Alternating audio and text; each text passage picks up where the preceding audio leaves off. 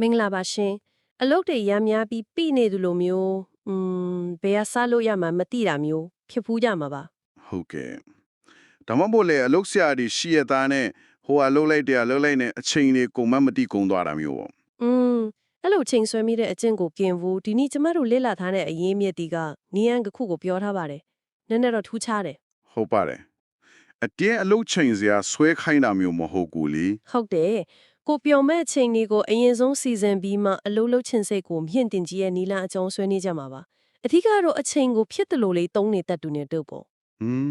စိတ်ဝင်စားစရာပဲဆိုတော့ပထမဆုံးပြောချင်တာလဲဒီအရင်မြတ်တွေဖတ်ကြည့်တဲ့အခါအချိန်ဆွဲတယ်ဆိုတာကပြင်းလို့ချီပဲတော့မဟုတ်ဘူးတဲ့ဟုတ်တယ်အဲ့ဒါမှန်တယ်တော်တော်များများကအမားလုံးမိမှာကြောက်တာဒါမှမဟုတ်ကိုယ့်ရေးချင်းကိုထင်သေးခင်ရမှာစိုးတာဝေဘန်ခံရမှာကြောက်တာမျိုးပေါ့ဟုတ်ဒါမှမဟုတ်လေလှုပ်ရှားတွေကအများများနေတော့ဘေကစရမှာမသိလို့ရှောင်နေတာမျိုးအဲ့တော့အသွင်းစိတ်ကစိုးရင်မှုတွေကြောင့်ထစ်တာများတယ်လို့ဆိုတယ်အဲ့ဒီချက်ကတော်တော်ရေးကြည့်ပါတယ်တမယုတ်ချက်လုံးနေကြ to-do list တွေလုပ်ဆရာစရင်တွေရဲ့အားနည်းချက်ကိုလည်းပြနေတယ်လို့ပဲဟုတ်ပါအဲ့စရင်တွေကတခါလေကြာရင်ဖေးအားပြောတယ်လို့ဖြစ်နေတာလေ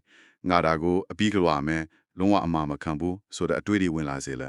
အဲ့ဒီဖေးအားကပဲအလုံးမဆော့ဖေးအောင်တွန်းပို့နေတတ်တာဟုတ်ကြပါဒီတော့ပထမလုံးပြောင်းသွားမှာကဟိုတူးတွေပါလိမ့်ထကိုစိတ်နဲ့ကိုပြောတဲ့စကားတွေဖြစ်မှာပေါ့နော်အတွင်းစိတ်သဘောထားကိုပြောင်းဖို့လိုတာပေါ့ငါဒါကိုလှုပ်ရမယ်ဆိုတဲ့ဖိအားအစားငါဒါကိုလွတ်ဖို့ရွေးချယ်လိုက်တယ်ပေါ့ဟုတ်ပုံပြီးပေါ့ပေါ့မသဘောထားမျိုးပြီးတော့ငါဒါကိုအပီးလုပ်ရမယ်ဆိုပြီးအဆုံးကိုခေါင်းထဲထည့်မယ်အစားငါပဲချီဆက်လုပ်ရင်ကောင်းမလဲဆိုပြီးအစားလေးကိုပဲအာယုံဆိုင်ဖို့အကြံပြုထားတယ်မှန်ပါတယ်အဲ့ဒီတွေးပြောင်းလဲမှုနဲ့အတူအဓိကလက်တွေလုပ်ဖို့အကြံပြုထားတာတခုကတော့တကူလေးယူရှင်းပါတယ်နင်းနေတော့အောင်ဖို့ကောင်းတယ်ဟုတ်ဘာများလဲအဲ့ဒါကအလုတ်ချင်ကိုရင်ဆုံးတတ်မှတ်ထားတာမဟုတ်ဘူးကိုတကယ်ပြောမယ်အနားယူမယ်အားပြန်ဖြည့်မဲ့အချိန်တွေကိုအချိန်စရာမှာပထမဆုံးထည့်ဖို့ပဲ။အော်ဟုတ်လား The Now Habits စာအုပ်ထဲက and schedule ဆိုတာဒါမျိုးလားဟုတ်တယ်အဲ့ဒီတပေါ်တရားပဲအဲ့တော့ဥပမာအားကစားလုပ်ချိန်တနေ့ချင်းနဲ့ coffee တောက်ချိန်ကိုကြိုက်တဲ့ဝါဒနာပါတာလုံးမဲ့အချိန်အဲ့ဒါတွေကိုအရင်ရေးမထားလိုက်ပေါ့ထားပါတော့အဲ့လိုမျိုးဒါကဘာကောင်းလဲဆိုတော့အလုတ်ဆိုတာကိုကိုယ့်ရဲ့ပျော်စရာအချိန်တွေကိုလူယူမဲ့အနောက်ရှက်လို့မမြင်တော့ဘူးတိကျပါကိုရမဲ့အနားယူချိန်တွေပျော်စရာတွေကြားတဲ့ကအားလက်ချိန်မှာလောက်ရမဲ့အရာတစ်ခုအဖြစ်ပြောင်းမြင်သွားစေတယ်ဆိုတော့အလုတ်မစခင်ကတည်းကခံစားနေရတဲ့စိတ်ဖြစ်စီမှုမကျေနပ်မှုတွေရောသွားရောအဲ့ဒါကောင်းလေနော်အလုံးလုံးဖို့စိတ်ဖို့တက်ကြွလာစေမလားအဲ့လိုဆိုထားတယ်ဗျအရေးကြီးဆုံးကအဲ့ဒီကိုတတ်မှတ်ထားတဲ့ပျော်စရာအချိန်အနားယူချိန်တွေမှာအပြစ်ရှိတယ်လို့မခံစားဖို့ပဲဒါကကိုယ့်အတွက်ရတဲ့ရထိုက်တဲ့အချိန်ဆိုပြီးခံယူဖို့ပဲဟုတ်ကဲ့အဲ့ဒီပြောစရာအချိန်ကြီးဂျားတဲ့ကလွတ်နေတဲ့အချိန်တွေမှာကြာလို့အလုပ်ကိုဘလို့လုပ်မလဲအကြာကြီးလုပ်တော့မှာလားအဲ့ဒီလွတ်နေတဲ့အချိန်တွေမှာလေအလုပ်တစ်ခုလုံးကိုအပီးဖြတ်မဲ့လို့စိတ်ဖြစ်အားမထားပဲနဲ့အရေးအသွေးပြည့်မီတဲ့အလုပ်ချိန်ဖို့မိနစ်30လောက်ပဲနိုင်ရွာလောက်ပေါ့ဟုတ်တယ်အဲ့လောက်လေးပဲအာယုံစိုက်ပြီးစလုပ်ကြည့်ဖို့အဓိကထားဟိုင်းတယ်အလုပ်တစ်ခုကိုစလိုက်တာနဲ့အကြီးဆုံးအတားအဆီးကိုကျော်သွားပြီလေဟုတ်တယ်စဖို့ကခက်ဆုံးပဲ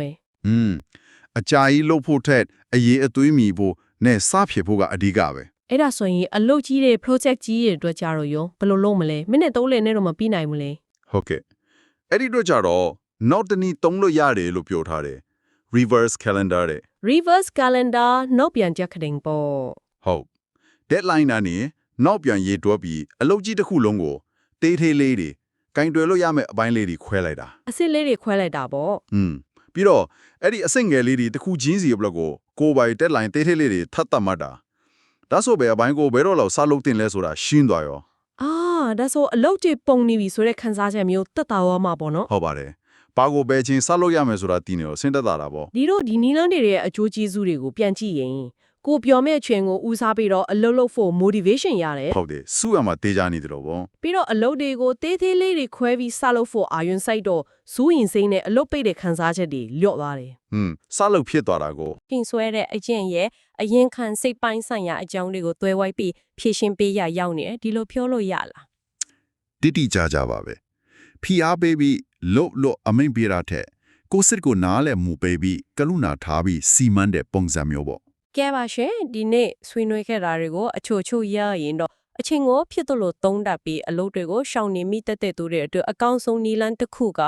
ကိုတကယ်ပျော်မဲ့စိတ်လန်းဆန်းမဲ့အချိန်တွေကိုအချိန်စရာမှဦးစားပေးပြီးအရင်ဆုံးတတ်မှလိုက်ပါ ဟုတ်ကဲ့ပြီးမှအဲ့ဒီကရလာတဲ့အားလက်ချင်းလေးတွေမှာအလုပ်တွေကိုကြီးကြီးမားမားမထွေးဘဲနဲ့တေးသေးလေးနိုင်ဝက်ဆက်လောက်ပဲဆက်လုပ်ချဖို့ဖြစ်ပါတယ် အဲ့ဒီအစာလေးကအရေးကြီးဆုံးပဲ ဟုတ်ပါတယ် ဒီအကြောင်းအရာနဲ့ပတ်သက်ပြီးနားထောင်နေသူတွေကိုစဉ်းစားစရာလေးတစ်ခုထားခဲ့ခြင်းပါလေ ဟုတ်ကဲ့ ကိုယ့်ရဲ့လာမဲ့တပတ်အချိန်စရာမှလည်းကိုတကယ်လှုပ်ချင်တာစိတ်လန်းဆန်းစမဲ့အရာတစ်ခုခုဘာဖြစ်ဖြစ်ပေါ့အဲ့ဒါအတွက်အချိန်ကိုရင်ဆုံးတီးတန့်လေးဖယ်ထားကြည့်ပါ อืม ပြီးရင်အဲ့ဒီပျော်စရာအချိန်လေးကြောင့်ရလာတဲ့စိတ်အားနဲ့အရင်ကဆိုရှောင်နေမဲ့အလုပ်တစ်ခုခုကိုလေ15မိနစ်ပဲဖြစ်ဖြစ်နေ့30ပဲဖြစ်ဖြစ်အဲ့လောက်လေစလုပ်ကြည့်ဖို့ကိုယ့်ကိုအခွင့်အရေးပေးကြည့်ကိုဖြစ်နိုင်မလားဆိုတာလေးပါပဲ စမ်းကြည့်တဲ့အချက်လေးပါပဲ